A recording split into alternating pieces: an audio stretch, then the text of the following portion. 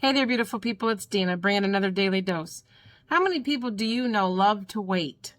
I don't know very many people that like waiting. Most of us get very impatient when we're waiting for something. We don't like waiting in lines. I don't like waiting on hold. The other day I was on hold for 48 minutes just to get some question answered about my bank account. 48 minutes is an awful long time to wait on hold. Most of the time, we don't like waiting. We get impatient. A lot of times we just give up. And we say, I'm done. I'm not doing this. I'm not waiting for this. Unless you're somebody like my family who loves to wait for roller coaster rides at Cedar Point. They'll wait hours in line for a ride. I'm not one of those people that will wait that long in a line. Sometimes we get the fast pass. But anyway, you know what I'm trying to say. Waiting is not something that most people really truly enjoy doing. But there is a benefit in waiting when it comes to God. So I wanted to share some things with you. A lot of times we're waiting on that breakthrough. We're waiting on an answer from God to a prayer that we've been praying for a long time. We're waiting for that health issue to heal. We're waiting for the marriage to be restored. We're waiting for our prodigal child to come home. We're waiting all the time for things. Sometimes those seasons can be very, very long. If you've ever been on a journey in the wilderness with God, sometimes those can go on for years. Years that you're holding on to a promise or you're holding on to something. That's the times that I want to talk about. So if you're a special needs mom or a mom going through an extreme parenting situation, or you're struggling in your marriage, or you're struggling with your own sense of self-worth, this is something that you probably have dealt with and you probably know exactly what I'm trying to say here. It can be a very difficult thing. But what I have found is that there is a way that we can wait that actually will be helpful to us. We can wait with impatience. We can wait with frustration and being stressed and losing our self-control. Or we can wait with humility. We can wait with love. Or we can wait by actually waiting on God. So waiting on God is not just a passive thing. It's a very active thing in service. So waiting on God is not passive. Waiting on God is actually serving Him. And that's really what I want to talk about here. But I'm going to give you a couple scriptures and then we'll bring this home. Isaiah 40:31 in the Amplified says, "But those who wait on the Lord, who expect, look for, and hope in Him, will gain new strength and renew their power. They will lift up their wings and rise up close to God like eagles rising toward the sun. They will run and not become weary. They will walk and not grow tired." This is one of those scriptures that I clung to in that waiting season. And honestly, many of those things I'm still waiting for. Many of those things that I've prayed for years and years and years, I am still praying for. I still pray for my family, for breakthroughs, for health issues, for financial issues, all of that.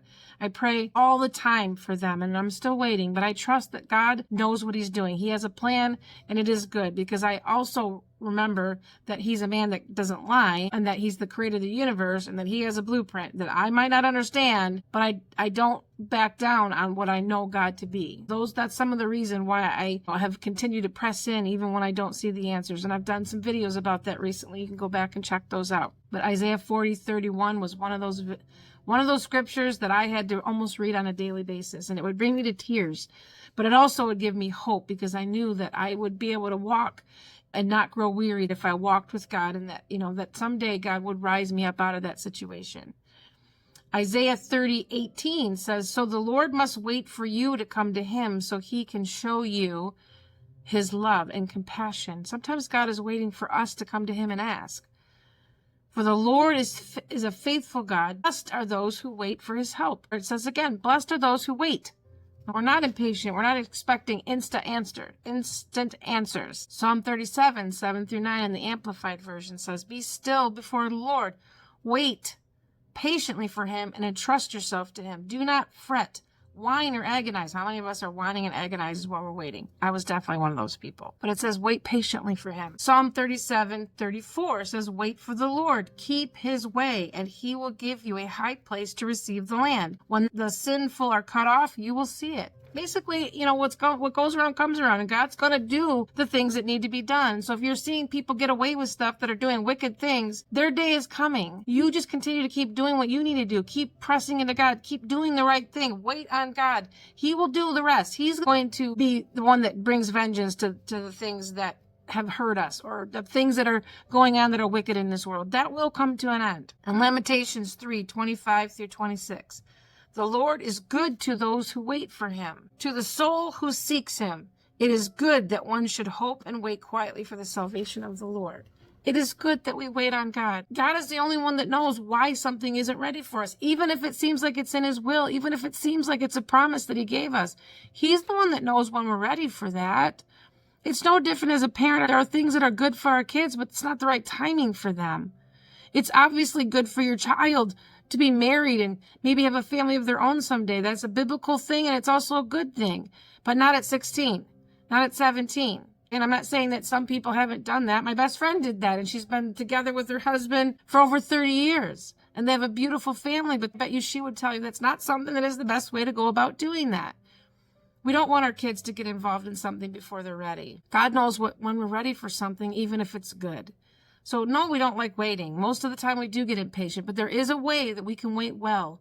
There's a way that we can serve God while we're waiting, because he is closest to those of us that are waiting. He's closest to those of us that are brokenhearted and crushed in spirit. The scripture talks about that too. And he will honor us for waiting.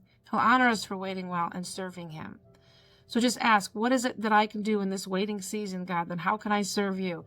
What is it that you want me to see that I'm not seeing? Is it just to be still and be quiet, know that he's fighting for you? Sometimes it's just that. Sometimes he just wants you to rest and stop striving. Sometimes he does have a strategy that he wants you to do. There are seasons where he will ask you to intercede and pray for your loved ones. Sometimes he says, stop praying for them. Stop praying for the pain to go away. They need to go through this pain. They need to go through that so they can see what they're going through and be able to get to the other side of that. Sometimes pain is what we need to get to the other side of something. Sometimes there is pain in waiting. It doesn't always have to feel good. It doesn't always have to be something that we like. Sometimes those times of seasons where we don't like something, it is painful, is actually the exact right thing that we need to get to where God is taking us.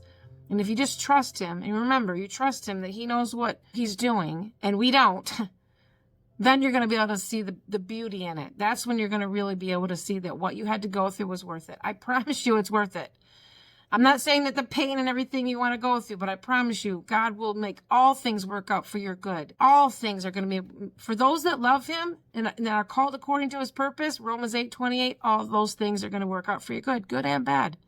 So just trust, wait patiently, wait with your heart poured out to him, serve him, and I promise you, there will come a day where you'll be able to walk through and be able to see those promises fulfilled. So remember, the creator of the universe loves you. He has a plan for you, and it is good. And I love you, and I can't wait for us to be back together again. So have an awesome day. Bye.